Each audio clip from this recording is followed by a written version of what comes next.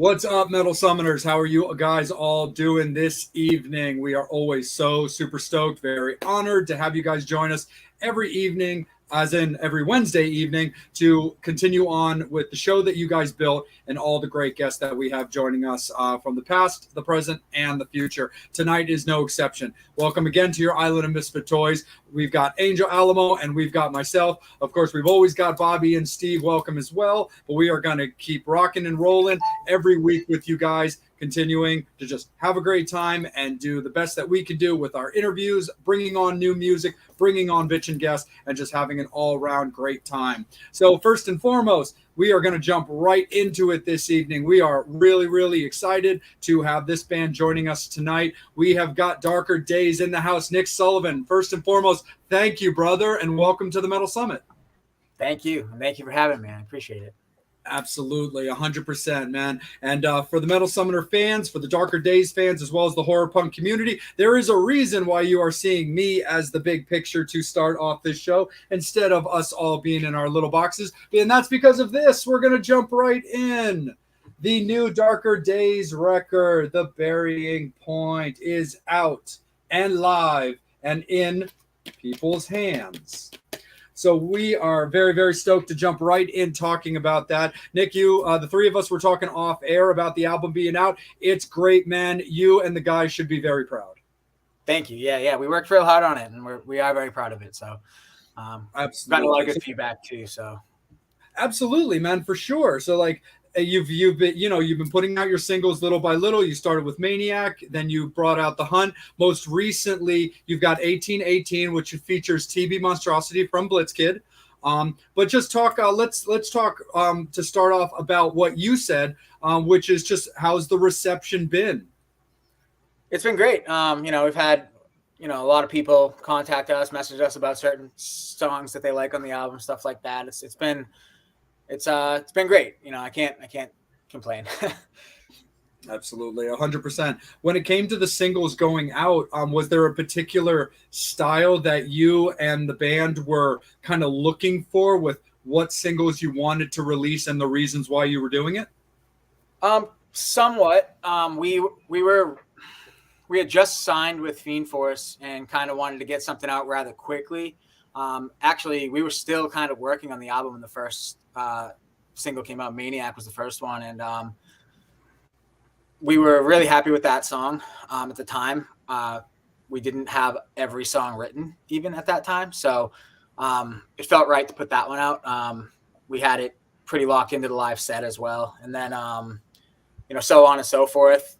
The second single being The Hunt, that was the first one we wrote for the album, and it made sense to put that one out. And then to get the one with TB on it out, everyone, figured that would turn a lot of heads. Obviously, TB's a big name, awesome guy, so great singer, obviously. Mm-hmm. So that made a lot of sense. And then as far as the style went, we worked with Argyle Goolsby for all the artwork and stuff, for all the singles and for the cover art and stuff like that. And yeah, he knocked it out of the park. He killed it for us, and we're very happy with that. Absolutely, man, for sure. So you talked about putting out Maniac before the album was even like really written and getting into it like that. Was there always plans for you to include Maniac on The Burying Point, or was there ever consideration to just keep it a standalone single? Things change, I guess, but initially it was like the 9th song we had written while getting ready for this album at the time. And with us announcing that we were coming out as a Fiend Force artist, we wanted to put something out, and we had planned to put it on the album the whole time. I guess after a certain amount of time, we kind of thought maybe we do leave it off where it's been out for as long as it has versus the album coming out, but it's part of that collection of songs, so it felt right to put it out with all the rest of them. Absolutely, 100%. Talk a little bit about your relationship with TB for the most recent single, 1818. How you guys obviously are on Fiend Force Records with Goolsby being very much involved in that, along with Rod Usher. But what was it about reaching out to TB about being involved? For anybody who's not maybe as familiar, Randy had been doing some drumming with Blitz Kid periodically, helping them out on tour. Did that have anything to do with the communication for him being involved in your single?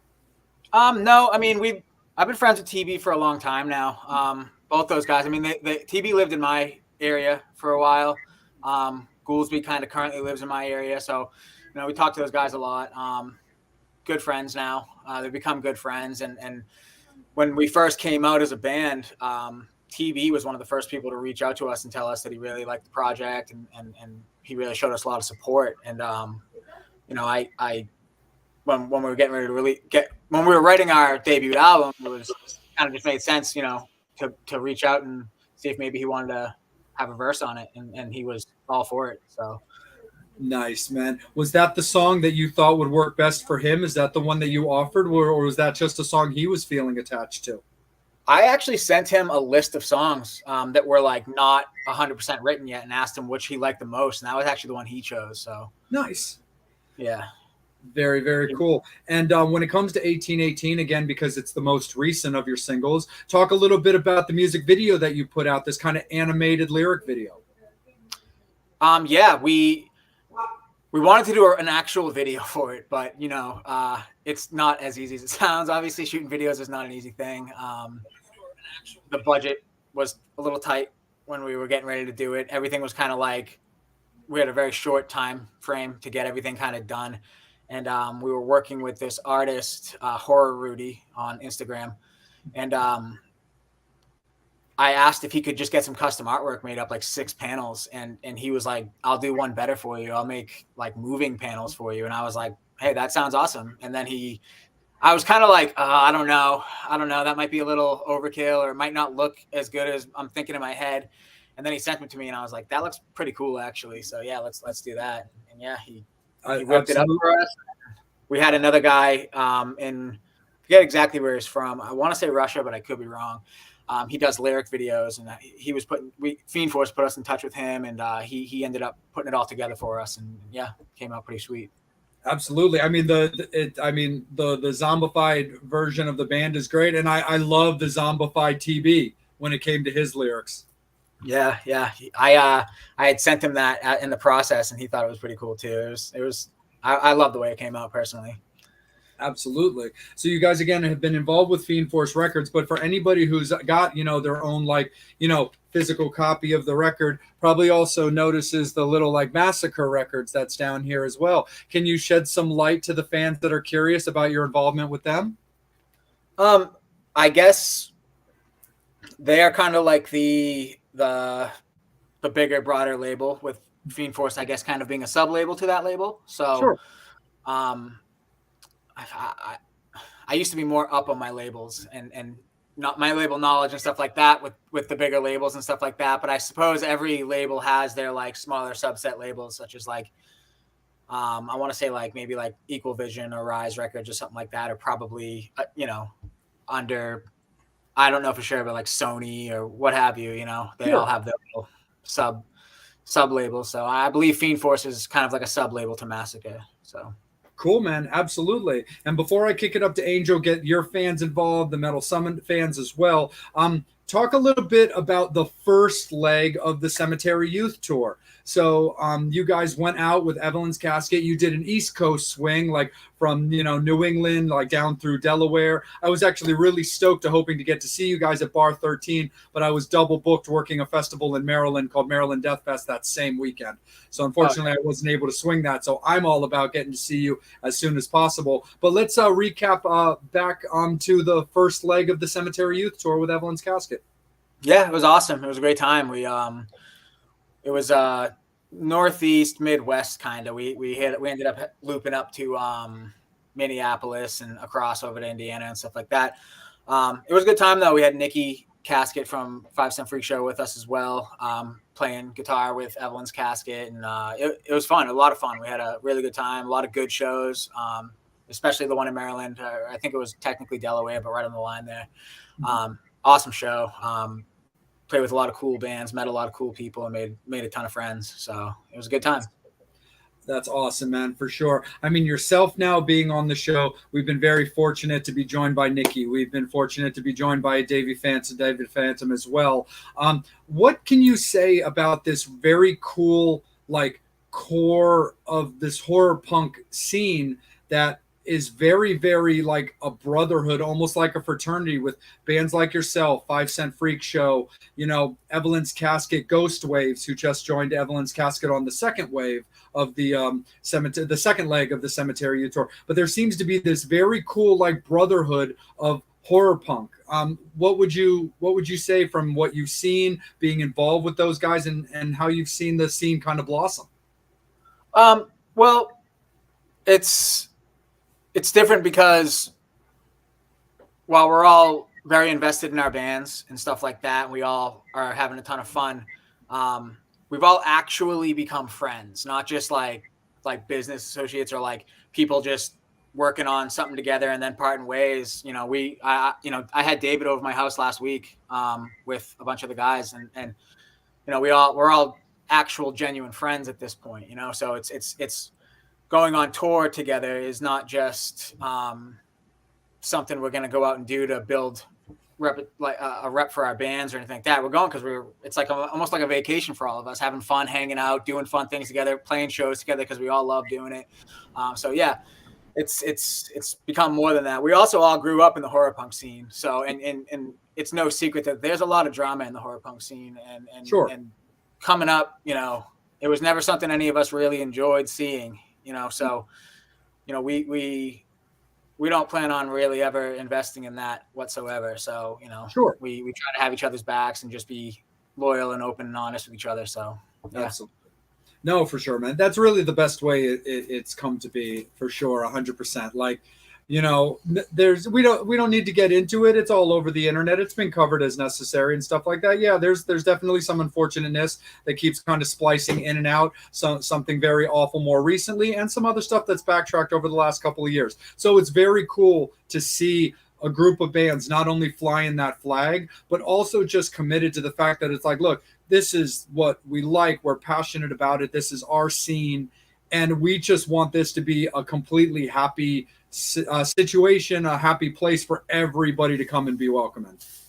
Yeah, 100%. And it needs to be that. It needs to be something that everyone feels comfortable being a part of and enjoying themselves and just, hanging out. So. Absolutely, 100%. Angel, let's kick it up to you, my good man. How are you doing this evening, and how's it looking for the Metal Summoners and the other fans watching?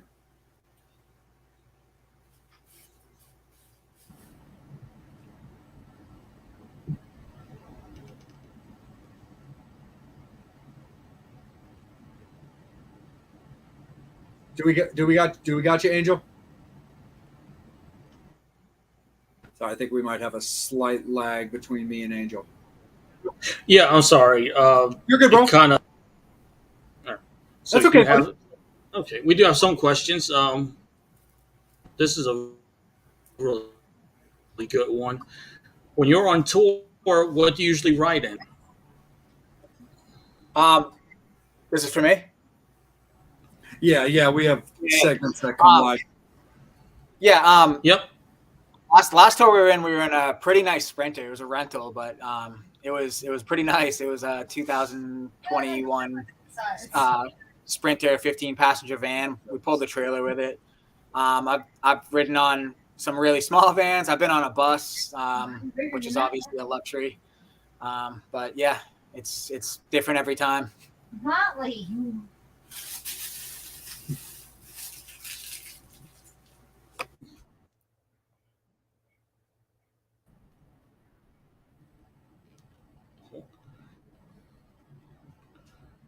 I'm sorry, this Wi-Fi is giving me a pain in the butt.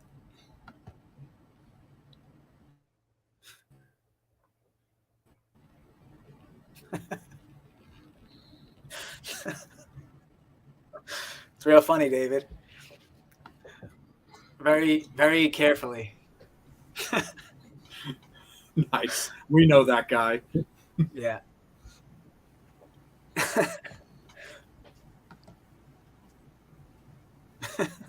Oh, Brian, that's cruel.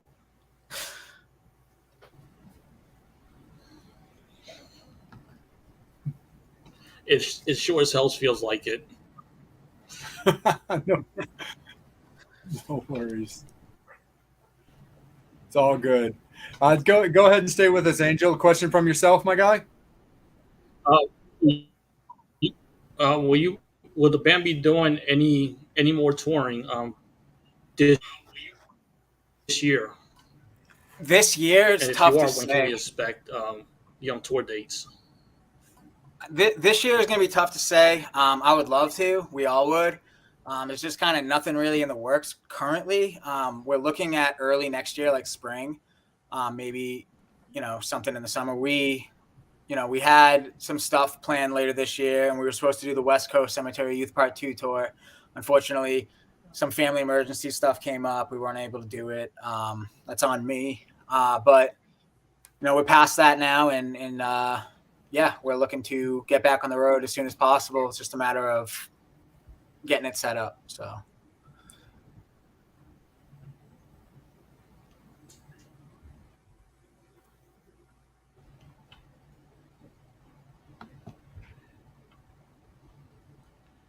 Nice. Can you see that one, Nick? How many tattoos do you have, and what's your favorite? Good fan Yeah. I don't know how many I have. Way too many to count. I could never count them all. But I'd say my favorite one is probably, I got a Phantom of the Opera on my arm right here it's my most recent one. I just got it done. Gouldsby actually did it for me maybe a couple months ago. And I just love the way it came out. So right now, that's probably my favorite one.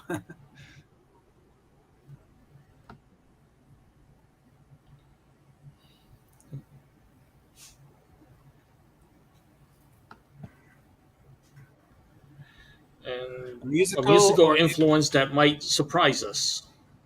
Yeah, this one might surprise you. My favorite artist right now, and I guess for the last few years, is actually Lana Del Rey. She's been my number one played Spotify artist for the last 3 or 4 years now. And everything she puts out is gold, in my opinion. She's great. I listen to so much music and so much heavy music that sometimes it's nice to step away and listen to something a little different, I guess. And she's kind of met that need. So I ended up getting more hooked than I thought I would, and it's been nonstop.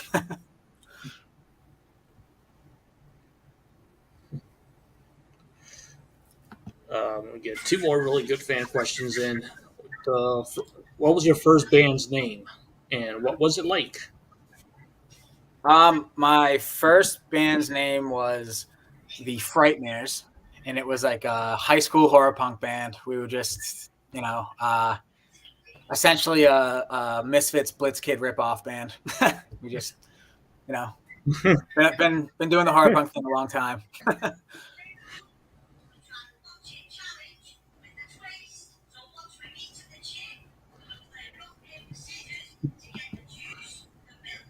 And what's the first concert that you ever saw? My first concert was the Red Hot Chili Peppers. My aunt took me. I think I was I want to say 11 or 12 or something like that. It was at a big stadium type place, and it was pretty cool, actually. I was really just getting into bass, and I loved Flea, so I was pretty excited to see them. Nice.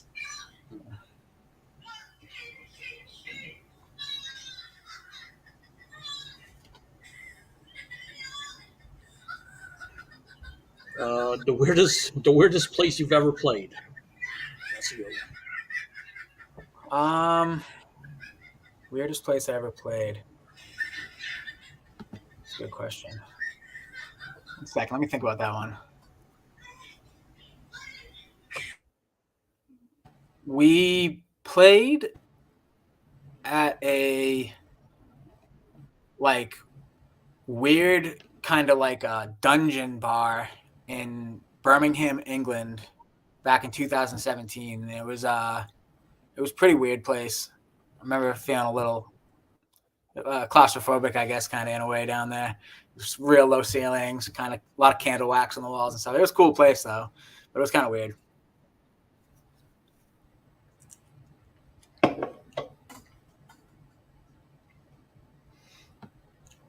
Have you ever played in Canada? No, we would love to. I mean, we with Nikki and 5 Cent Freak Show up there. We've talked about it. We'd love to get up there sometime. So hopefully in the near future we'll be able to head up there. I missed that question.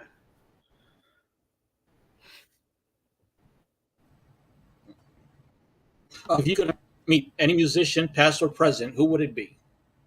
I'm sorry, living or not, who would it be? It's a good question. I guess I would probably. I'd love to meet. I got a bunch in my head, and I don't want to pick the wrong one.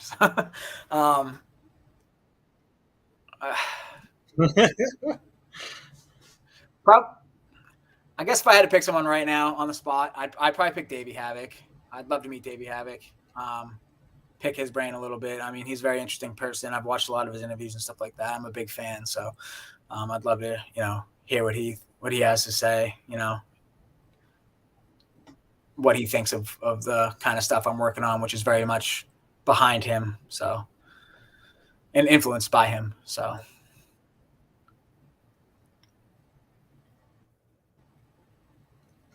All right. I'm going to bring David in for another question. What's a horror movie or subject you've yet had an opportunity to write a song about? I would say Evil Dead. Evil Dead's one of my top 5 favorite horror movies of all time. Evil Dead 2, I should say, to be more specific. And I've sat down and taken a swing at writing songs about Evil Dead. It's just such a hard movie to write about, in my opinion. I don't know why. I'm just never happy with what I come out with. But I'll get there eventually, and I hope to have something out about that one, because it's definitely one of the greatest movies ever made. So.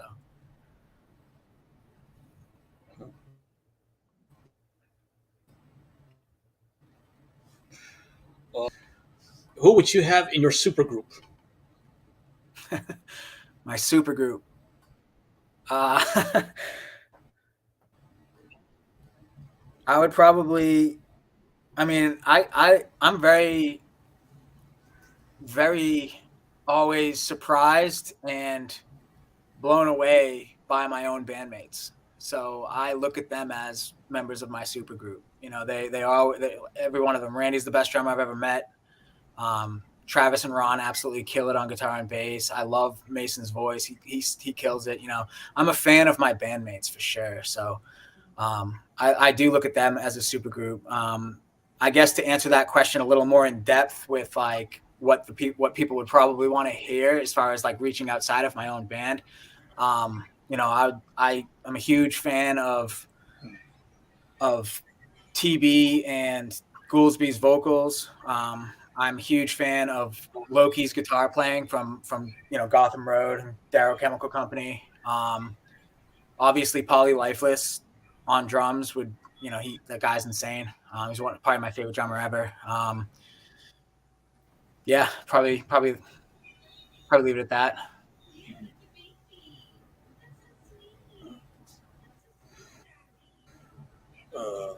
Here's a really weird question, and of course, it's from Brian.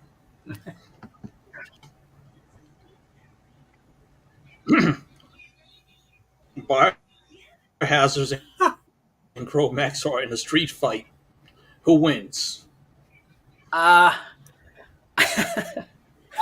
probably have to say, I don't know. I mean, both bands are pretty hard. Biohazard is one of the hardest bands I've ever Question seen. is, who's going to Biohazard?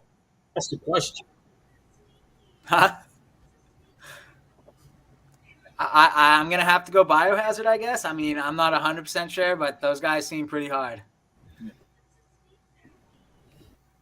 Yeah. Thanks, Brian. Hopefully Cro-Max don't beat me up for that. Yeah, seriously. Yeah, I don't know, man. Harley Flanagan. If you could play anywhere, no, don't worry. Don't worry. If they try anything, Jay, you take on the big guy. I'll take on the little guy. I don't like violence, so can I have the little guy? If I could play anywhere, where would it be? No, you're taller than me. I'd love to play Japan. I'd love to play shows in Japan. I've never been there. My last band almost had a Japan tour set up, and I was very excited about that. It ended up not happening, unfortunately, but I would love to get out to Japan and play.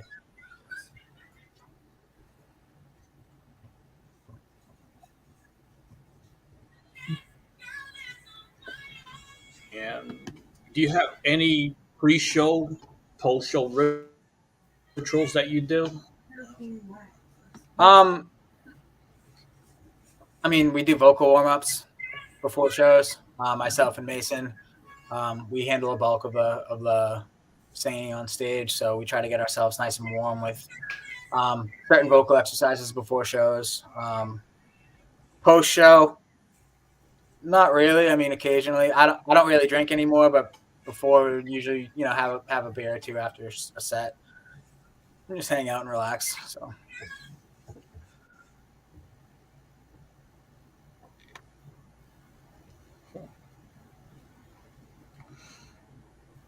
Your pet peeves while you're touring? I have a lot of them. I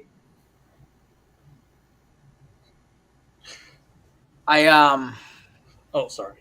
Wrong. I can't stand tardiness. So my biggest thing on tour is like everyone on time. And when you got like 11 grown men all up till 3 a.m.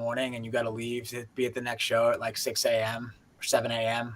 and everyone's dragging their feet, it kind of drives me a little nuts.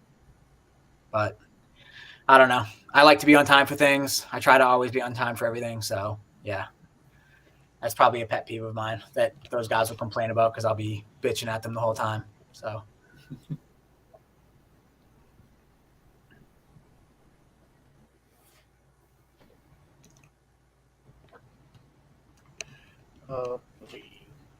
Jules is a fan of weird lineups. I guess if you could put together one on a show. Good question. That is a good question. I mean, I'd love to see like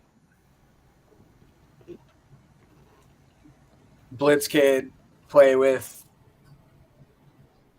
Morrissey. That'd be a weird one, but I think that'd be a cool lineup. I mean, those are two artists that I'm just currently stuck on right now, so that don't really sound the same. So I'd like to see those two on stage together. Maybe add like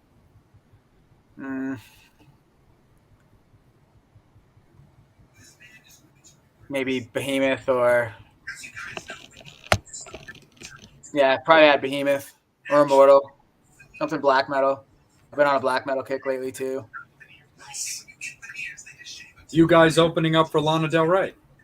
That would be a dream come true of mine. That'd be a very weird one. Probably lose a lot of people that night.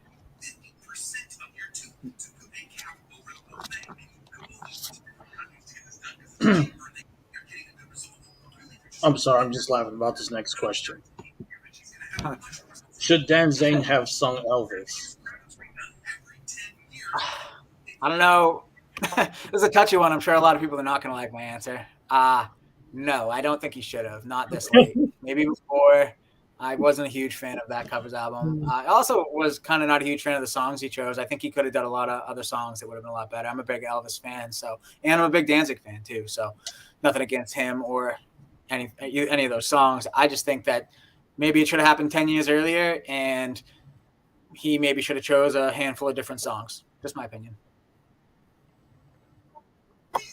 I'm definitely with you on that one. Like I'm a Danzig fan. I also do like Elvis. Like when it comes to Danzig, I mean, the guy can do no wrong in my eyes as a fan and what he's given me. But I'm definitely with you on that one. I would have liked him to go maybe a little less deep cut in that record. Throw maybe a little bit more mainstream stuff on there. And even and even with the record Skeletons, like I liked it and I overall enjoyed it, but I still felt like there was a little something slightly lacking on that one. But like I said, in the big picture, when it comes to Glenn, like I mean, he can do no wrong as far as how I care about him as an artist. But I definitely understand where you're coming from. Yeah, I mean he's obviously very inspired by Elvis's vocals, and he sings really well. Even still to this day, don't get me wrong. I don't think he's lost it or anything. I mean, he's just not as strong a singer as he was in his 30s and 40s, and I think he would have killed those songs back then. So. Yeah, actually, speaking of Behemoth, they're about to go out on tour with Danzig on this current run. Also, I saw that. Yeah, that's pretty wild. Might have to catch that. yeah. I'm definitely hoping to. I think the closest that he's coming is Atlantic City, which is that's not too terrible of a drive. So hopefully, whatever day of the week it is, works out in my favor, because I definitely wouldn't hate to see that. Yeah, that'd be a great show. For sure. But let's jump back to Darker Days a little bit, and let's also fill everybody in a little bit on some of the history of Darker Days. Nick, why don't you fill us in a little bit on the formation of the band? So it's a little long-winded, a little bit. Myself and Randy and Mason were in a band together back in 2016, 17 ish, called Broken Glass Kids, and it was just a punk band. We just played punk songs, and Ron, actually our current bassist, was also in that band before I was, and then he left and I joined. You know how it goes. And myself and Randy kind of ended up dropping everything to play in another band called Energy, and we went out on tour a lot with that band. And when we got back and it kind of dissolved, we decided we were going to do Broken Glass Kids again, but we were going to take it a little more serious. So we changed the name, and we ditched all the music, and essentially started a new band. And the original lineup was myself, Mason, Randy, our friend John Burke, and our friend Mike Nazius, who both are no longer in the band, John and Mike. And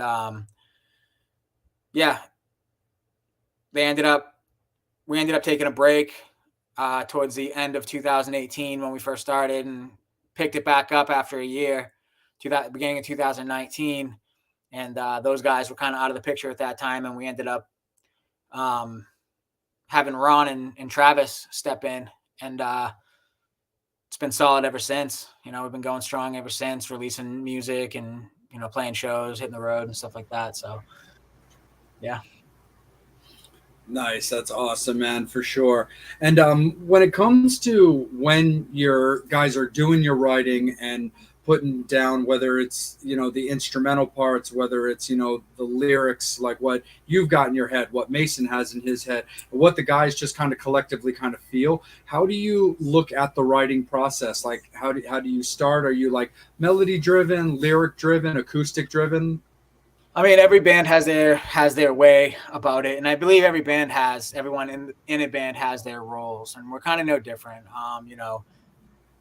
Travis is great with coming up with riffs. Ron also is good with coming up with riffs. I definitely take the lead when it comes to structuring the songs and stuff like that.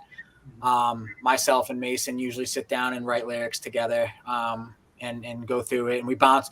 It's a lot of bouncing song ideas back and forth amongst all of us, and then I'll kind of take all the ideas, form a song with it, and then musically speaking, and then myself and Mason will sit down, write lyrics to that song, and then we'll hit the studio with it. And it's a lot of recording beforehand too. We do a lot of pre-production, writing the song in the studio, recording it in the studio, bringing it home, changing little things that we like or don't like about it, and so on and so forth. So we're usually it's not a short process by any means, and every song's kind of got the same general path, but there's little things different from every song.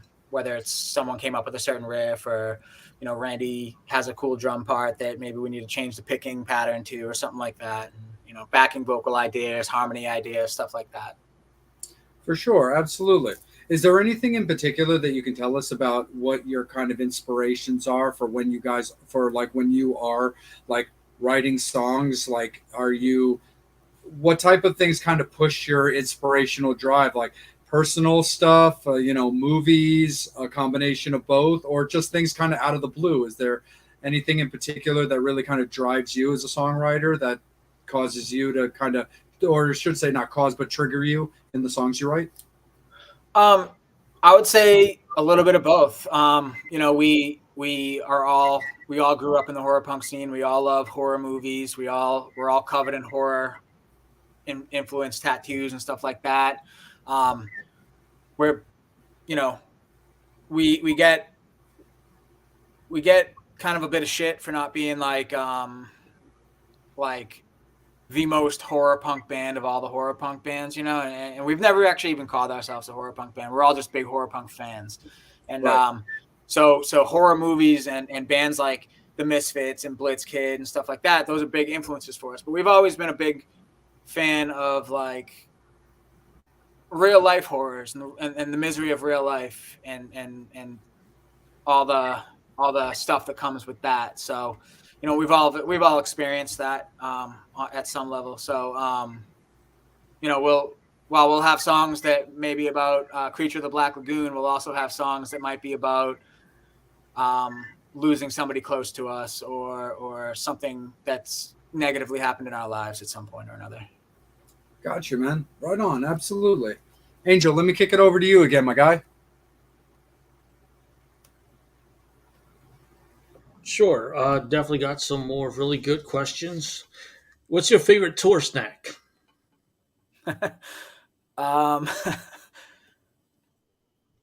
I'd say probably beef jerky. It's probably the only thing I really carry in the van.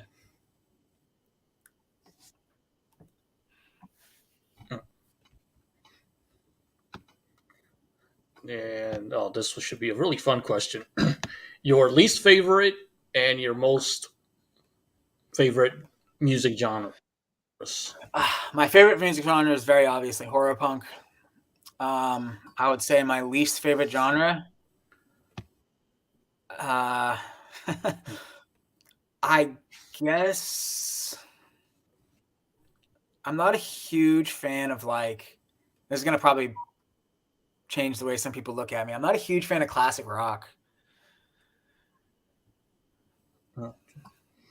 Not everyone has their own taste, their own things. That's cool.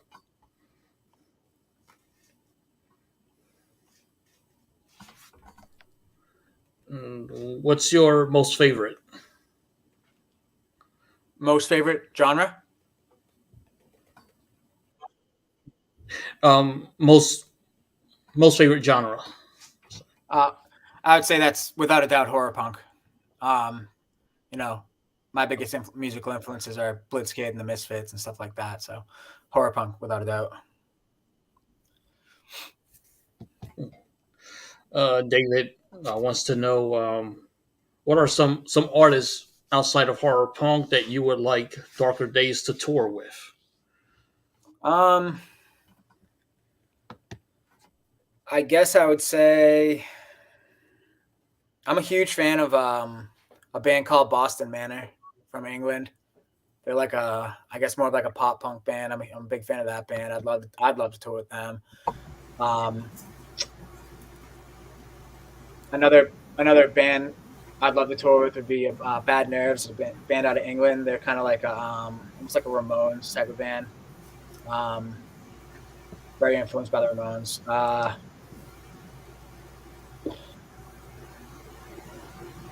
Probably one of the biggest influences the band has that gets a lot of recognition in the horror punk scene, but is not a horror punk band. I would say is probably the Crypt Keeper 5. I'm a huge Crypt Keeper 5 fan, and I would love to do a string of shows with those guys. They're very close to us too. We have played with them in the past. It's always a great time. Those guys are awesome. So.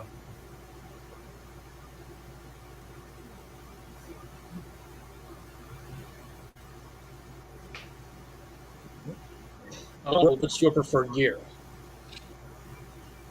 My preferred gear on the road. I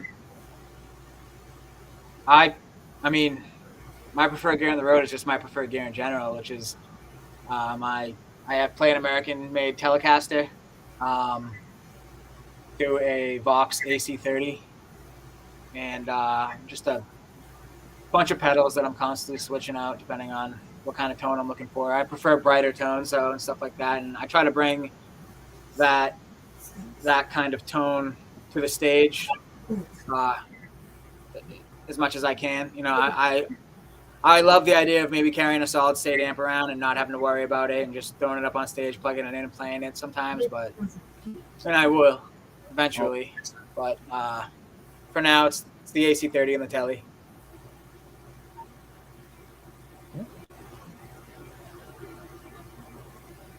Another good question is: do you like the big shows or the smaller, more intimate ones?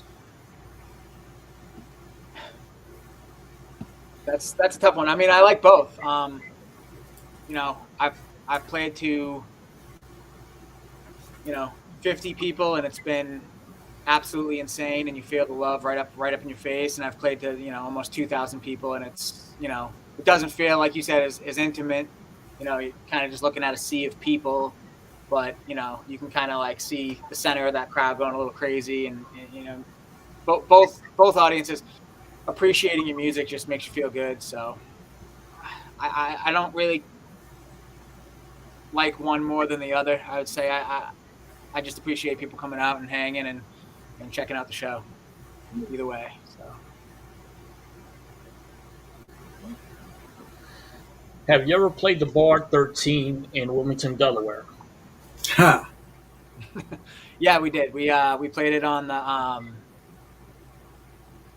Cemetery Youth Tour Part 1. We played it. It was a festival called Slasher Fest, I believe. I think that's what it's called. Yeah, it was us and Evelyn's Casket. I think the Coffin Cats played that show too. It was really cool. Really cool place.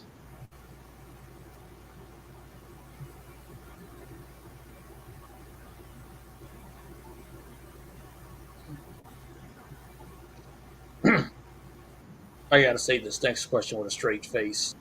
But in case I don't, I'm just gonna post a question. Finish the sentence. Ghost sucks just a little less than fill in the blank.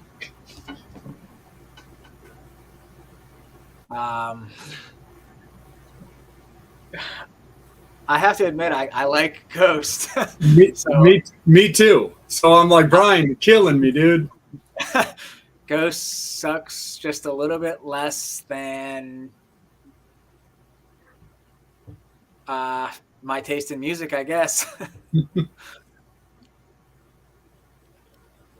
I admittedly wasn't the biggest Ghost fan. I thought they were good. I liked that first album. Then they came along. I admittedly am not a huge fan of the most recent single. I thought it was all right. It didn't really do anything too crazy for me.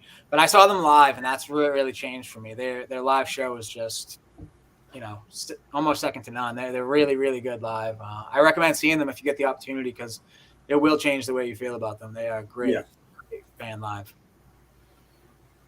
I'm that way too. I was into like the first couple of albums, then I could see it kind of changing a little bit. Then they kind of brought me back in a little bit when they put out Pope Star because I really dug that Square Hammer song. And then I liked a more recent single that they put out. I'm drawing a blank on it. It was like Mary something, and I dug that single. But yeah, the most recent single is like it's not my favorite, but as far as a live show, absolutely kills it. I'll see them every time they come around now. Yeah, I'm sold on them. So yeah.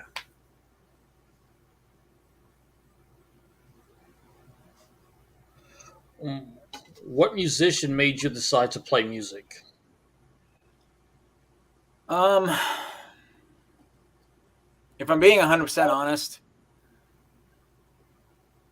I would say probably Flea from the Red Hot Chili Peppers was like the first musician that I ever saw playing that I was like, oh, that looks like it's cool and I want to play it. But I would say I didn't start playing music serious until I saw Argyle Goolsby play bass live for Blitzkid. I was at a Blitzkid show in my area. I think it was probably like 2005. And he just killed it on bass, and I was just like, at the time, I play guitar now, obviously, but bass is probably my favorite instrument, and yeah, I took bass playing a whole lot more serious after seeing Goolsby tear that stage up. So, Yeah, man.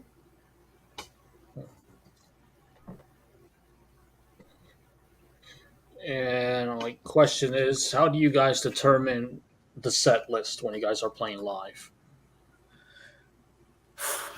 This is a this is a good one because we we are constantly changing it. Sometimes we'll have what we think is the greatest set list made up for ourselves, and we'll play it, and it's just like, man, that just didn't feel right. Let's change it, and we'll change it. And we last tour we went on, we set out with 2 set lists, and when we played set list A, it was a great show. When we played set list B, it didn't feel as great. And before the end of the tour, before the middle of the tour, I should say, it was set list A every night after that. It just felt right. And I think that there's a lot to that, picking your set list. It really kind of determines the energy of the set and the show and everything. So it's important in my opinion. So put a lot of time and effort into that. So.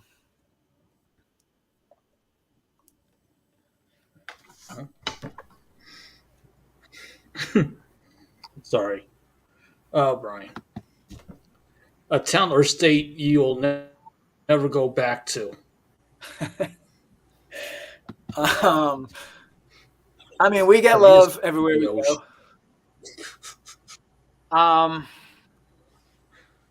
If I never had to go back to a place, it would probably be New York. Every time I go out there, it's just the traffic is such a nightmare. Getting around the city is such a nightmare. Yes. It's always a great time, and I love everyone that I am friends with in New York, and I love seeing them when I'm in New York, and we have a great time every time we're in New York. It's probably just the worst place to drive and have to load out and load in and stuff like that. So I'd avoid New York if I had to. or take a helicopter. Yeah, that would probably be better for traffic. Because traffic is always awful no matter what day or time it is. Yeah. That George Washington Bridge, man, that thing is a nightmare. And it's expensive. Very expensive. Oh, my God. Both ways, it's like $17 each or something. It's insane. With 3 axles, yeah, it is. Like $30. Oh, that's true. Ugh. Damn. Yeah, I forgot about that part. Yeah. As soon as that trailer's involved or whatever it is that you're lugging, all of a sudden they're like, no, you're basically a semi now. Oh, yeah. And they charge for it. It's like, really? 4 guitars and an amp, and you're going to say we're a semi now, so you're going to charge us this? Yeah. No, for sure, man. So so we touched briefly on trying to put together some touring action for Darker Days for this year, or as soon as you guys are able to put it together. But what can you tell us about just the current overall plans for what you and Darker Days are looking to do? Are you looking to maybe release like more singles from the album, like specifically as singles, or are you looking more now to just aggressively push the record? Well, the record came out at a weird time, or not came out at a weird time, but started to come out at a weird time. We had the pandemic and the shutdown, and then supplies were shortened by the Russian-Ukraine war, which sucked and sucks. So it's been a longer process than it was supposed to be by like a lot. And not that we're burnt out on it any means. We're very happy to have the record out. We're very proud of it, and we hope everyone enjoys it. But currently, we are kind of looking at what's next, and we're hoping to get some shows set up so we can actually properly tour this album for people, so they can see the songs live if they want. You talked about Canada. We'd love to hit up Canada. We'd love to redeem the West Coast tour that we were unable to go on. We also had to turn down a European tour that we were supposed to be a part of later this year, unfortunately, because during the setup was when we had to kind of start taking off shows. So I'd like to get that one back. And in the meantime, we're just going to keep writing. So hopefully we can get some new music out, sometime next year or later. Not too much later, but a little bit later. It's our plans right now. We're just trying to have fun and trying to enjoy being in a band. That's what it's supposed to be. It's kind of what happens. I feel like you're in a band for so long, and you start to feel like things are kind of like due or have to be done, and it starts to feel almost like a job, and that's not any reason why any of us ever got into it. So we kind of, this little break we just had due to some family emergency stuff was as bad as it was. It was good in some ways, kind of put us back in the seat of trying to just enjoy ourselves and have some fun and create music that we enjoy and whatnot. So, and to do things like this. So. Absolutely, man. No, 100%. And of course, just as speaking on behalf of course, myself and Angel, like we're very family first, very family oriented. So hopefully, whatever that situation was, got handled to the best of its ability, and that everybody's back to feeling, fit and happy and safe. So we're all about spreading the love and support when it comes to that, Nick. 100%. Thank you. Yeah. Absolutely. I mean, I think it'd be cool to see you guys in Europe. I think something like Darker Days and The Other would be like a very cool like package and stuff like that, because I like a lot of what Rod does. I think he's got a very unique style of his own with the package that he puts together with his band as well. So I think that would be very cool. Yeah, we'd love to put The Other. I mean, that'd be a long time dream come true. Growing up, I was a huge Fiend Force fan. I mean, when I was younger, I would pre-order everything Fiend Force was putting out, and I'd wait by the mailbox every day because you didn't really have the package tracker and all that you have nowadays. So every day I'd be out there checking the mailbox for, did I get that new album? Did I get that new album? The Other, Blitz Kid, Crimson Ghosts, and I just loved. I love all that stuff. So being able to take the stage with any of those bands would just be a dream, especially in Europe. So. Absolutely. I was just thinking that too. It was like also a band like the Crimson Ghosts, which are just absolutely fantastic. Because I've never gotten to see the Crimson Ghosts live, but I did get to see a little bit of it because they were in town for. I went to Jason, God rest his soul, his memorial concert that they did in Jersey a few years back. When it was at the time, it was a one-off reunion for Blitzkid. Because they had decided to take time, for the time being, after Apparitional came out, and so they did that one-off show that JV did a fantastic job putting together. A lot of credit to JV for getting that put together in Jason's memory, and talking to his wife, and Emilio was there, and Johnny B. Morbid was there, so it was. I was there. You were there too? Yeah. Oh, hell yeah, dude. That's awesome. Yeah. That's killer, dude. That's awesome. Yeah, it was really, really good. Yeah, I drove up from Maryland with my buddy Tyler, who's in a horror punk band with his wife called Dead End Lane. And so he came up with me, and we just celebrated, because it's actually a funny story with me and Tyler, because he's a big Blitzkid fan too. And he loves Pumpkin Patch Murders. And that's been a long time opener for Blitzkid, and they didn't play it for that show. And Tyler was like, "Oh man, I'm finally getting to see Blitzkid, and I don't get Pumpkin Patch Murders." I was like, "Yeah, dude, I don't know what to tell you on that." But the set absolutely killed. I mean, it was absolutely fantastic. But we went and did see Blitzkid on their most recent tour. I went to a few of the shows. Actually, was at the Philadelphia show that Randy and I think it was Travis that came to that show as well. But it was Randy and another member of your band came to the Philadelphia show. And so I talked to those guys for a little while, told them, how much I appreciated the band and stuff like that. But yeah, we got to see Blitzkid, and he finally got his Pumpkin Patch Murders. So he was super duper stoked about that for sure. What would you say, I always find this to be a very interesting question of all the artists that Angel and I get to talk to.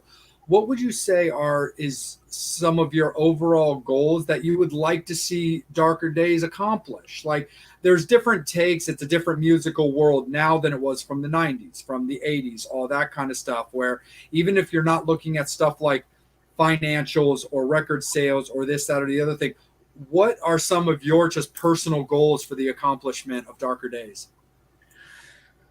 It's a good question. I would say it's never really been a financial thing. We don't really give a shit about that. I mean, how great would it be to pay your bills with your band? Great. I mean, I wouldn't shy away from it, but that's never been like the goal. That's not why we do anything. Never be why we do anything. I would say we look for good moments to have for memories. I'd say, getting to play right now, getting to open for certain bands would be a great. We have those goals. We'd love to open for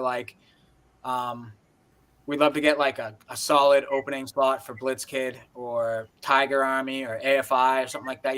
We have a probably a never-ending list of bands we'd love to play with. And then I think for like a long-term goal, it would be awesome if we had the type of catalog that was kind of enjoyed by enough people that we could headline and sell out a big enough show that kind of like complemented all of our hard work. Playing like a Palladium size room, 3,000 people in a room there to see your band. That just kind of makes you feel like all the hard work and effort you've put in is really paid off. I've been side stage for friends bands that walk out on stage in front of that kind of a crowd that's just going crazy for them, and it's just like you can just tell that they feel accomplished and proud of what they've accomplished. So I would say I can't obviously speak for every member exactly, but I mean I don't think they disagree with that to an extent. Absolutely, for sure. And we do, and me in particular, but we love to talk gear. Are Telecasters like your overall kind of favorite guitars to play? Like, is it just kind of what feels right in your hands, or are you or is there other things that you like to play around with as well? I go back and forth. I'm always either have a Telecaster or a Les Paul. I go back and forth between the two.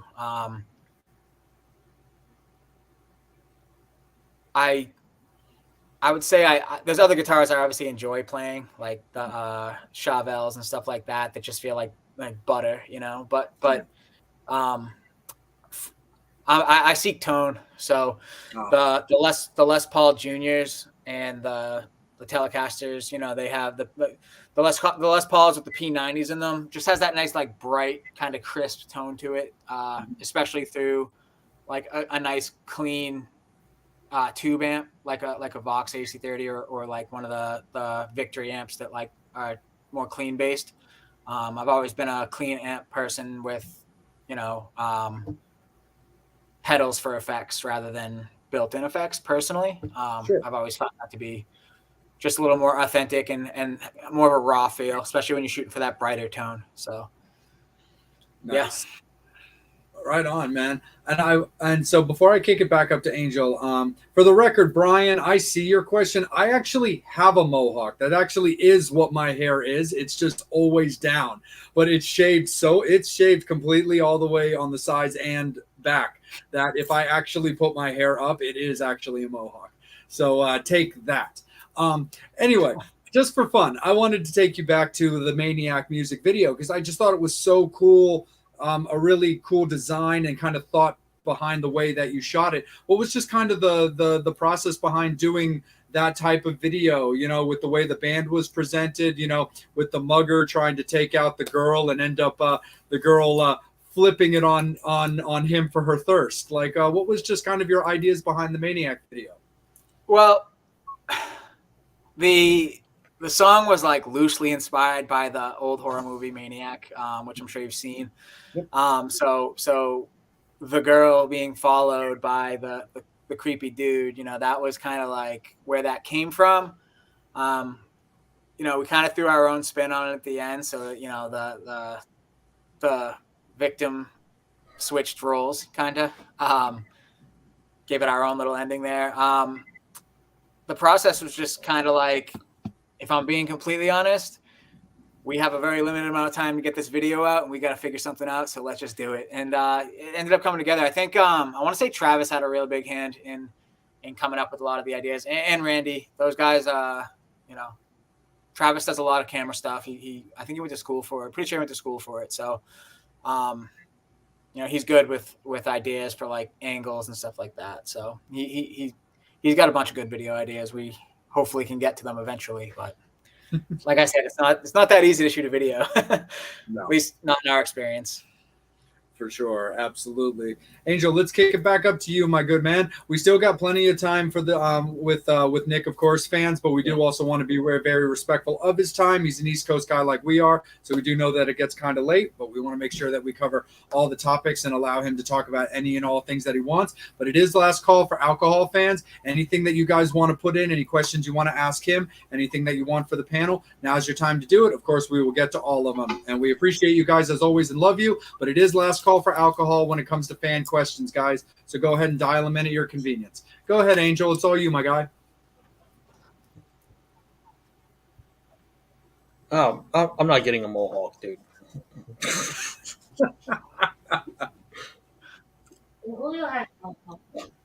I have a dog with a mohawk, but I'm not getting one. Yeah, but I'm not getting one. No way. I wouldn't even want to be buried with a mohawk. Ah, you're so delicate. You get to. Of course, I am. You get to co-headline one festival. Who do you co-headline with? This kid is busy that weekend. That's a good question. I would say I've always wanted to play Slam Dunk Fest in England. That always looks like an awesome time. They always have a lot of cool bands on there, and I guess I would like to co-headline that with. I'd probably choose a band called Miss Vincent, also from England. Really awesome band. They kind of have like a Alkaline Trio kind of feel to them. My last band did a full UK tour with them in 2017, and they were just awesome every single night. And yeah, I think they'd be a fun band to co-headline Slam Dunk Fest with. It's a little bit of a dream right there.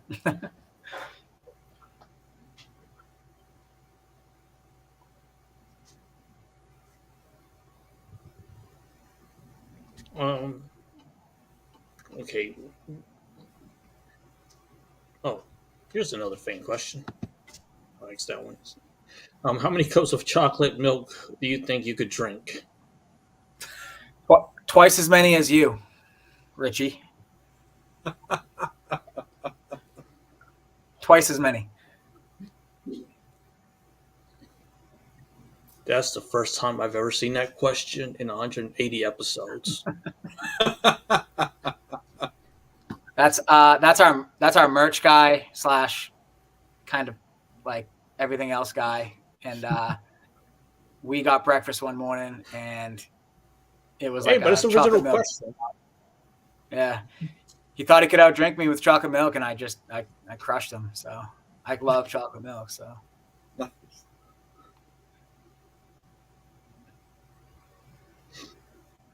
Oh man, it's leaked onto our show. There it is.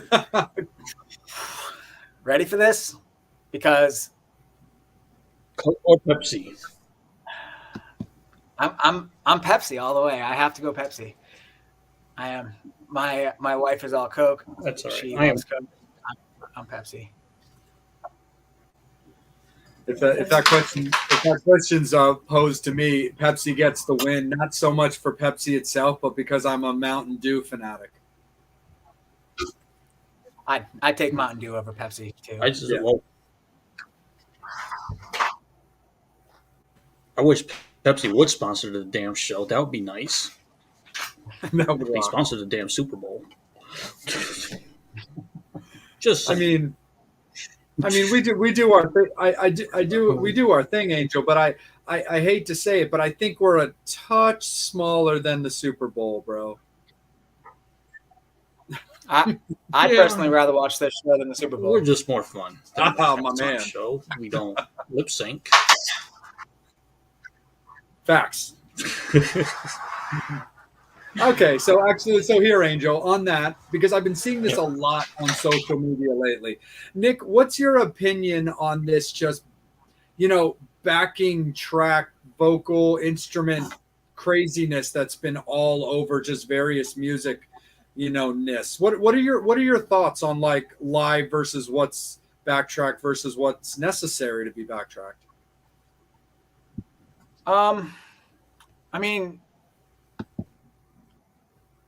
is it a big topic right now? Kind of. I'm not. I don't really like follow anything really mainstream, to be honest with you. I don't really watch TV or anything like that.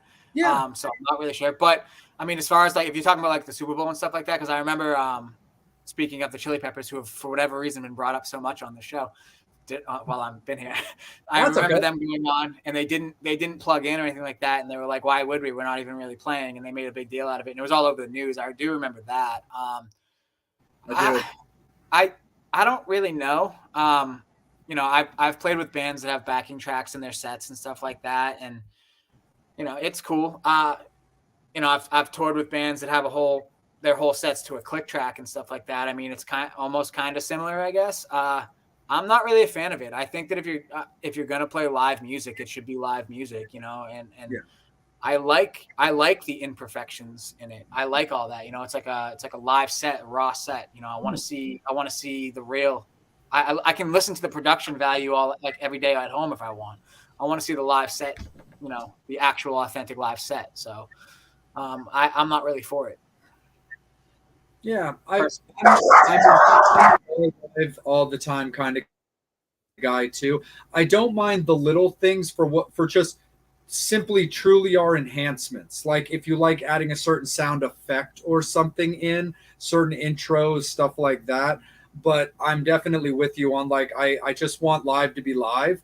I'm not going to get mad at you for a miss here or there. Like God knows it. Like me personally, I'm a very animated bass player. And I like to move around, and I know that's caused me to miss some strings, like periodically and stuff like that, because I like to get involved with the crowd and stuff like that. That's what I do. That's one of the reasons that I had to start using full on like the actual bass picks is because I was getting clumsy with regular guitar picks and I kept dropping them. I was like, I needed more to hold on to. So like I'm all for it's rock and roll. It's not supposed to be perfect kind of a thing. Like the imperfections are fun. Oh yeah. I agree completely. Absolutely, man. 100%. What would you say is like when you're, since you're not a huge like, social media guy, not a huge like TV guy, let's switch over to like movies and stuff like that. Are you like a movie guy? Are you into movies? Is that what you and your wife like enjoy doing? Yeah, I mean, I love movies. Lately, it's been tough to find things I've enjoyed. But I guess that's the fun in watching a movie, is trying to find one that really kind of blows you away. And then you find one, and it's like, now what am I going to watch? Because every movie I watch for the next 2 weeks is going to suck compared to that. So, yeah. I love movies. I constantly listen to music. I enjoy gaming with my friends here and there. I would say I enjoy reading. I have a lot of books, but I do listen to a lot more audiobooks than I do books, and I do enjoy podcasts as well. So nice. I try to really hand choose the media I intake. I hate listening to the radio. I hate watching mainstream TV. I just hate having shit forced down my throat. I'm just especially in this day and age where everything kind of sucks and everyone is doomed all the time, so.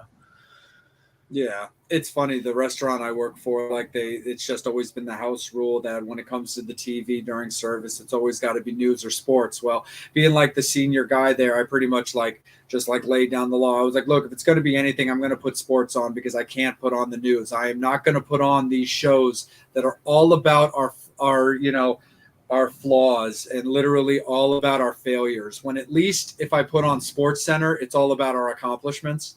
Yeah. So that's always kind of been my thing when it comes to that. Yeah, I definitely know what you mean. Like I'm a big like vampire guy, so I'm always into like vampire movies. I really like that Renfield movie that came out recently with Nicolas Cage. I thought that was a lot of fun. My biggest movie obsession over the last year, and it's not just because of that movie, it's because I'm a day oneer when it comes to the character and the franchise, is I love Terrifier. And my girlfriend, to her credit, watched Terrifier 2 last night. It was her idea. She was like, let's watch Terrifier 2. She hates clowns. Like, she can't do it. It is just not something she can handle very well. But she tolerates my obsession because it's me. And we've gone to like some horror conventions recently that have been bringing in a lot of the cast of the Terrifier movies. So I keep going into those rooms to get them to like sign my posters and take pictures. And she's like, "You go do you, babe. I'm just gonna sit out here and play on my phone." I was like, "But they're not in they're not in costume." She's like, "It's the imagery. I don't even want to be in the room." So there's this little section of the living room actually right above my computer right there. That's like all this like crazy signed Terrifier stuff that I'm like, yeah, she tolerates it because of me, but she watched the movie last night, and don't get me wrong, she wouldn't walk around the house without me for about an hour or two after we got done watching the movie. She kept worrying that Art was gonna like walk out of the bathroom or something. But no, that's the horror series that I've been really into most recently. Is I love the Terrifier movies, and I watch them all, like Terrifier 2, The All Hallows Eve. I think that's fantastic. But I dug that Renfield movie that just came out, and I haven't seen the newest Scream movie yet. I want to. I just haven't had a chance to see that. But the one thing that's been kind of cool since I finally decided to get like a good TV, a sizable TV that I can also hook to the internet, is I've gotten a little obsessed with Tubi, because it's just got so many movies on there. And if you can tolerate just a couple periodic commercials, because the thing is, when I heard about these commercials, I was like, well, I'm not going to watch these movies on Tubi then, because it's no different than watching it on TV. But then I realized the commercial breaks are much smaller, but the movies also aren't edited. They're 100% still the movies. There's just these little breaks that they slide in periodically. But yeah, I've been pretty obsessed with Tubi recently, and I keep living on both. I've got my like a little trio that I always go to. It's either I'm either in the horror movies, in the documentaries, or I've been in the stand-up comedy section lately, because I really love Brian Posehn, and they have a couple of his specials up there, because he's also a big metalhead guy. Yeah, I was just saying the other day to somebody, they asked me if I had to keep one streaming app and get rid of all the other ones, I was like, it would be Tubi, no doubt. It's got all the best movies on it right now. I mean, I just actually watched American Psycho the other night on it, and there's so many good documentaries on it, especially for like I'm a huge fan of like alien stuff and alien documentaries. And I'm also a huge fan of like cryptozoology, like Bigfoot and stuff like that. So yeah, there's like an endless amount of Bigfoot documentaries on that, and there's so much good stuff on it. I am constantly on Tubi. It's by far the best streaming app in my opinion. No, absolutely. I think that's like super duper cool. And it's funny too, because like I don't have Netflix, I don't have Shudder. I feel like somewhere down the line I might experiment with those things a little bit, because Shudder is dedicated to horror, so of course that's super up my alley. The funny thing is, for the longest time before I actually got a good TV, the Wednesday show had come out, and I'm a huge just lunatic fringe for the Addams Family.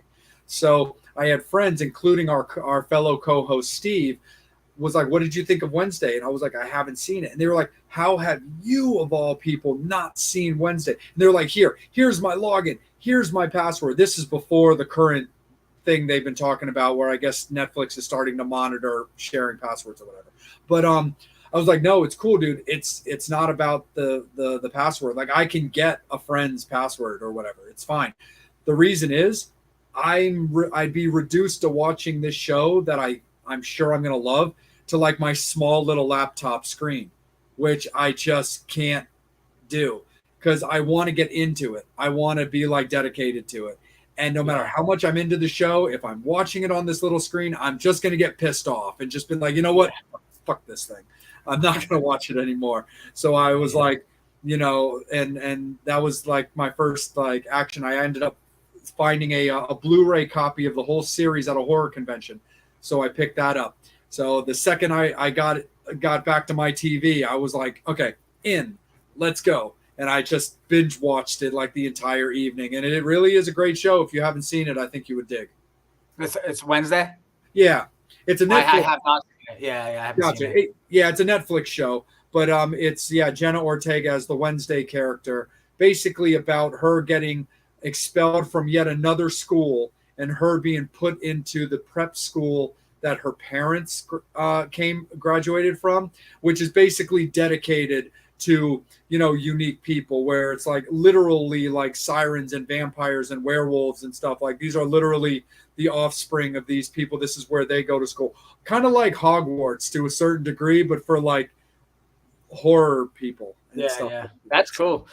I just watched the '90s, like 1992 Addams Family movie the other day, actually. So Nice. That's cool. I'll have to check that out. Yeah. Yeah, it's definitely very cool. Like I like that a lot. It's apparently been greenlit for a second season, so I'm interested in that. And I mean, apparently it's good to go, but I'll still believe it when I see it. But the one thing as far as movies that I'm stalking right now is this apparent Beetlejuice 2. Yeah, so I've heard about that. Yeah. I've been like stalking that situation because I'm like, again, I'm stoked that I'm hearing that all these people are in. But I'll believe it when I see it. When I don't do trailers, but as soon as the trailer is released showing that this is 100% going to be a thing, then I'll be like, okay, game on. But for right now, it's just a beautiful pipe dream. I also do not watch trailers ever. I don't want to watch trailers. I feel like they show you too much, and then when you watch the movie, you kind of see everything coming. And so I also don't watch trailers. I've been on a '90s kick lately, like the old Addams Family movie, but also I just recently watched Beetlejuice and Edward Scissorhands, and I did hear about that Beetlejuice 2 movie, and I'm very, very curious, I guess, to see how that goes, because I feel like the first one coming out when it did, played a huge role in its aesthetic, it being as the time era that it came out in. So I don't know if that's one of the issues I have with movies nowadays, is that the production quality is just too high, and it just feels like, I don't know, too perfect, I guess. I don't know. Sure. It's probably sounds a little snobby of me, I guess, but it's not really my intention. Just, No, not really, dude. I mean, yeah, that's the thing. I mean, getting kind of back just as an example with the Terrifier movie, like I think that's one of the things that got me so invested when the first like movie came out and stuff like that, is like I'm into creepy clowns personally. As far as I'm concerned, the creepier the better.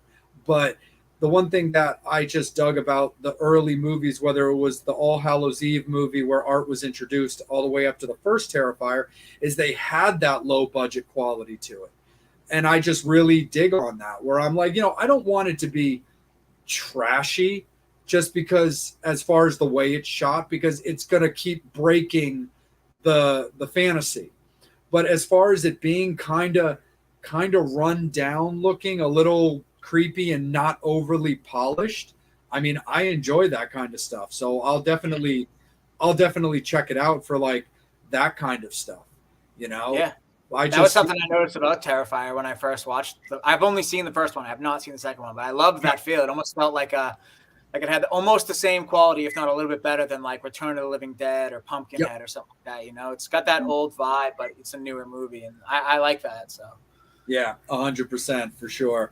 Is that also some of like the stuff that like that you grew up on also when it came to like horror movies? Like you said, you're a big Evil Dead 2 guy in particular, but are you into like, Return of the Living Dead and like those type of movies and stuff? Yeah, I when I was younger, I lived with my grandparents, and they had Comcast cable, and it was what we have up here. And there was a thing on there called FairNet, and it was like all the like a never-ending list of horror movies, and I would just watch a different one every night, sometimes 2, sometimes even 3, and that's how I came across movies like Ghoulies and Return of the Living Dead, Pumpkinhead, Evil Dead 2, Army of Darkness, of course. But I'm also a huge fan of like classic Universal horror movies, Frankenstein and Dracula and Return of the Vampire.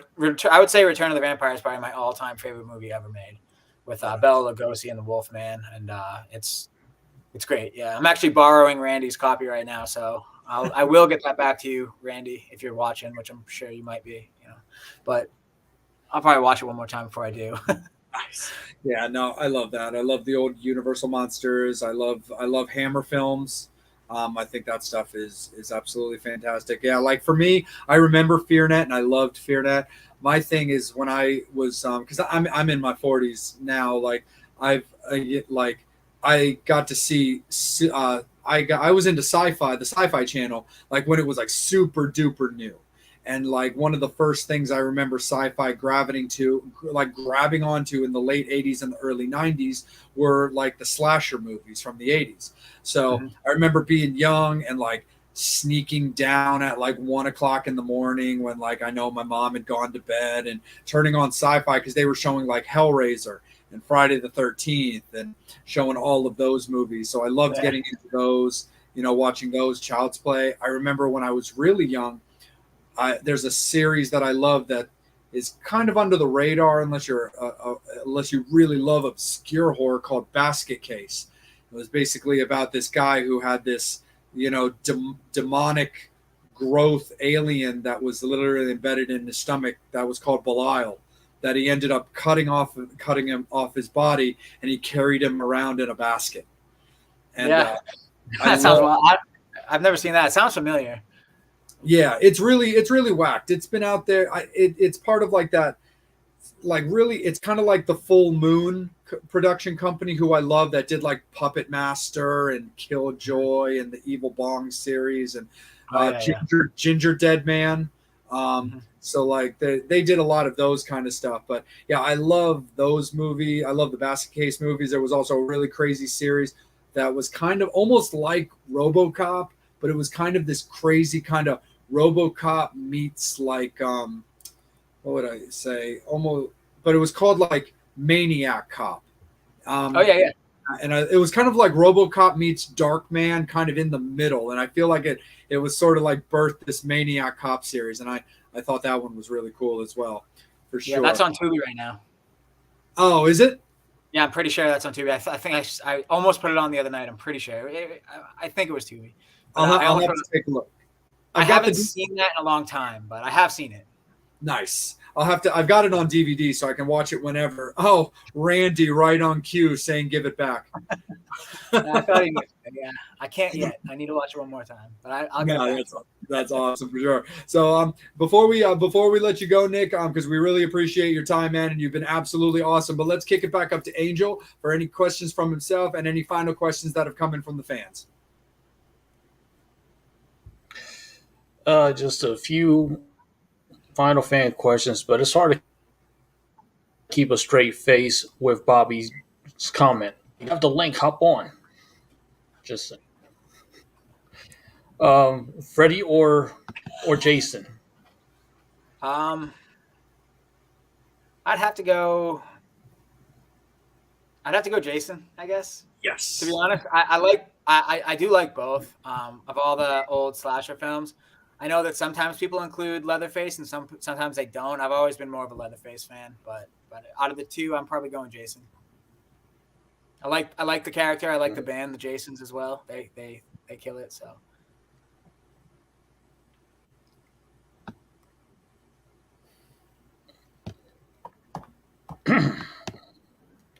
If you were in a horror movie, who would you want to die?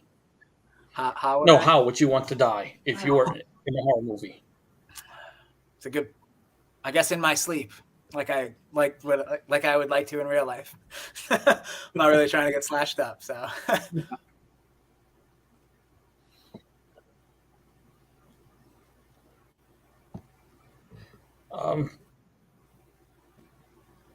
Your favorite kind of dog? My favorite kind of dog is, I would have to say,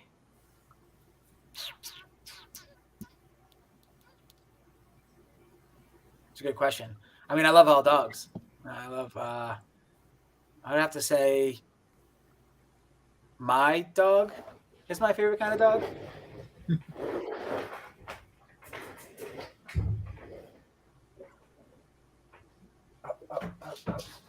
Nice.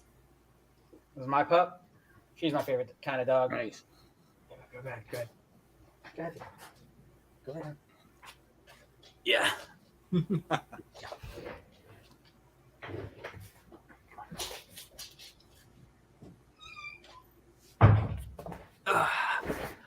that? No, all good. Little cameo.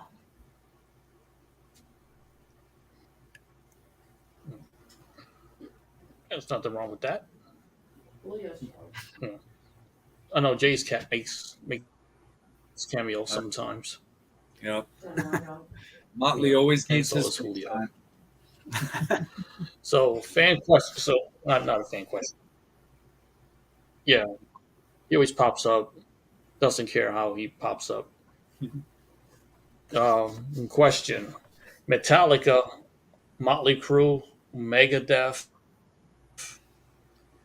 or in a horror movie, which band survives? I'm gonna have to say Metallica survives. I don't think Motley Crue they're looking a little rough nowadays, and I mean Megadeth too. I'd have to say Metallica looks good and they sound really good. You know, I'm a big Metallica fan as well, so Nice.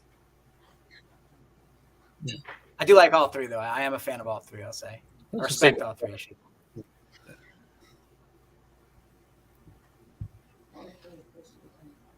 Let me kick it right back up to you, Jake.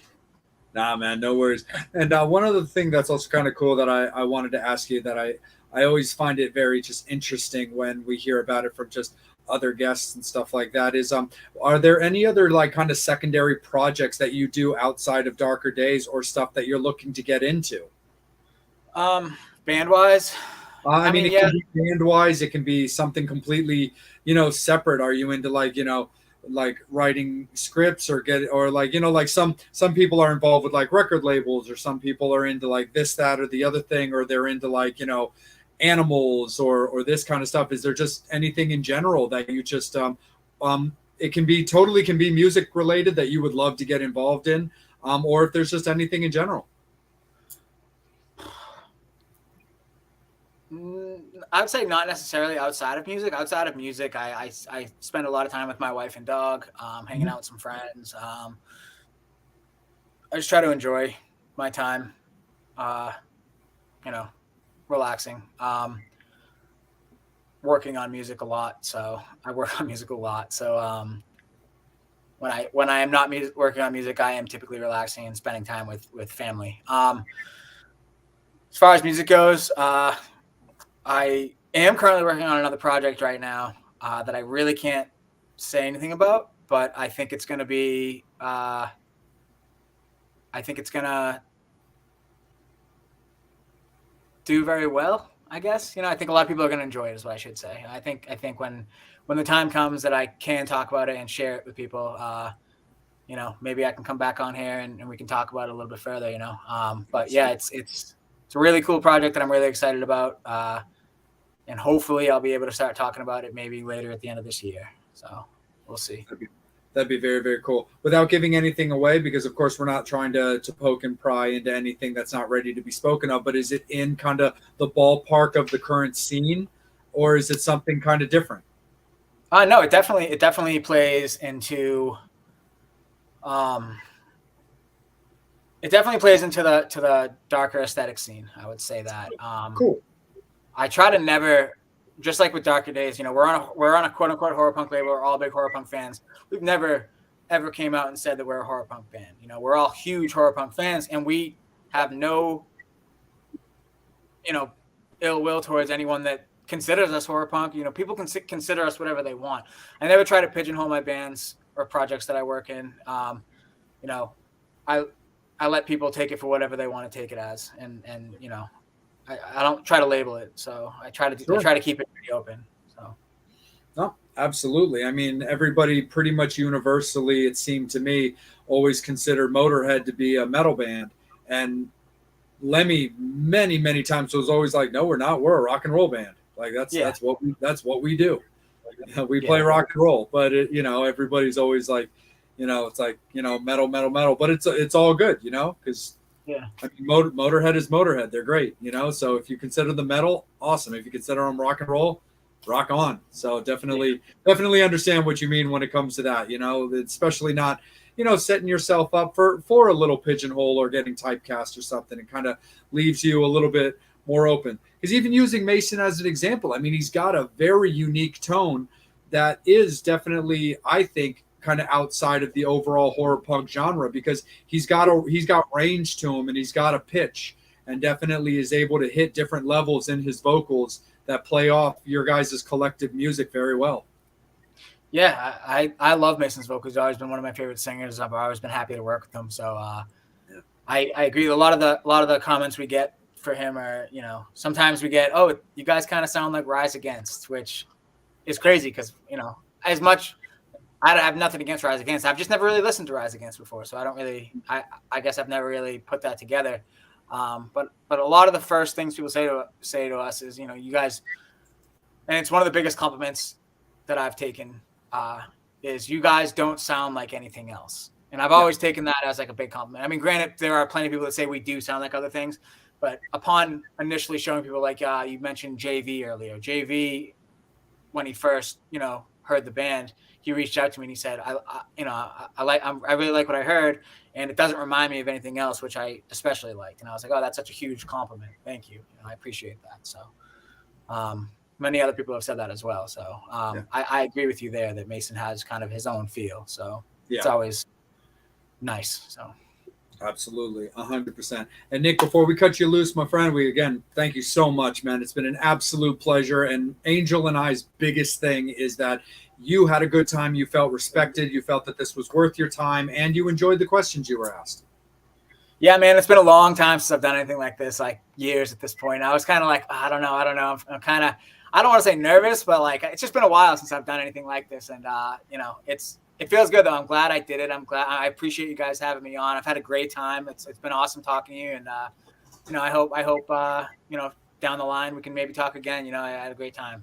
Absolutely, man, 100%. And definitely keep me in the loop, but keep us in the loop when it comes to your new project for sure. But when it comes to Darker Days, please let the fans know, like, where the band can be found, where they can shop for merch, or just where they can find their basic information. Yeah. We're on Facebook and Instagram. Typically, Facebook is just kind of like a layover from the Instagram. So if you really want to get, follow us, definitely hit up the Instagram, which is just Darker Days with no vowels. So DRKRDYS. You can find our contact information through there, or Fiend Force Records. And as far as merch goes, we will hopefully have something set up with Fiend Force pretty soon. If that doesn't come together as soon as we'd like, we will be putting together something on our own. But we've been a little bit of a rough spot with just kind of getting back on our feet from the little break that we took. So we should have something up soon, and we'll have some. We have stuff ready to go, shirts and stuff like that, and it's just a matter of getting it all set up. So that will be soon, for anyone who is interested. So awesome, like me. I need a DD shirt. Yeah, long overdue for shirt, hoodies, all that kind of fun stuff. But yeah, Nick, thanks again so much, man. We really appreciate it. Fans, right here, it's out. Wherever the hell my camera is. There we go. Right here, guys. Hold on. Darker Days, The Burying Point, out on Fiend Force Records with Massacre Records. But go out and check it out, guys. It really is a bitchin' record. Like, it's easy to say that with Nick right here on the other side of the camera looking at me, but in reality, I really do love what they do. I think it's fantastic, and the proof is in the pudding. The other fans have spoken as well, and it's been really, really great that the record's being so well received. Because, like I said at the top of the show, Nick, you guys should be very proud. You really killed it. Thank you. I appreciate it so much. Absolutely, man. And again, thank you so much. Again, thank you for being open to the experience. Again, also my gratitude and appreciation out to Dustin as well for helping make this happen. So I definitely appreciate him as well. And again, Nick, thank you so very much, man. We appreciate you for taking some time out of your evening, and we'll let you relax, put your feet up, and spend time, of course, with your family, man. So thank you so much. Thank you. Absolutely. Metal Summoners, thank you guys so much. Darker Days fans, thank you guys so much as well. Angel and I are always very, very appreciative, very grateful for all of you fans tuning in every week. Great questions, great interactions, and amazing support. For anybody who's interested in Metal Summit merch, I've got t-shirts. Just reach out to me privately as a DM on Facebook or on Instagram. I'll get you all set up. I've got smalls through 2Xs, so just hit me up with what you're looking for, and I'll get you locked up. But thank you guys so much. We will see you guys next week. Guest announcement will be over the weekend, and we'll have another great episode for you. But on behalf of Nick Sullivan and Darker Days, make sure that you're following him and them on all of their social medias, whether it be Facebook or Instagram and anything else that they're involved in. And make sure that you're checking out Angel with everything that he does and everybody that he works with, both at Angel Alamo on Facebook and on Instagram. You can check Bobby Dreyer at BobbyDreyer.com, Psycho Steve at The Real Psycho Steve on Instagram, and you can see me on Just a R&R Junkie on Instagram, as well as myself either at Salem J on Facebook or on my regular Facebook page as well. But Metal Summoners, Darker Days fans, thank you guys. We love you guys. We appreciate you guys. Again, guest announcement over the weekend. Have a great weekend. Be good to each other and stay dark. Long live the horror, as one of the members of the scene would absolutely say. But again, thank you on behalf of Nick and Darker Days, Angel, and myself. We'll see you guys in a week. Take care. Have a great weekend. As always, you guys have been watching the Metal Summit.